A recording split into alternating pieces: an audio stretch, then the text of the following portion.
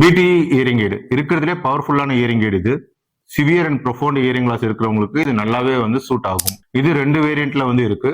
ஒன்னு வந்து ரீசார்ஜபிள், இன்னொன்னு வந்து பேட்டரி டைப்டு. 13 சைஸ் பேட்டரி அப்படின்னும் போது பவர் பிடிக்கு வந்து செட் ஆகும். இந்த பவர் பிடி ஆனது கொஞ்சம் சைஸ்ல சின்னதா இருக்கும்.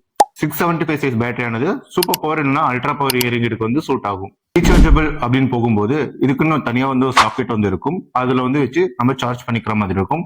இந்த பிடி இயரிங் எய்ட்ல கூட இப்ப இருக்கக்கூடிய அட்வான்ஸ் டெக்னாலஜிஸான ரீசார்ஜபிள், ப்ளூடூத், வாட்டர் ரெசிஸ்டன்ஸ் இதெல்லாமே வந்து அவைலபிளா வந்து இருக்கு.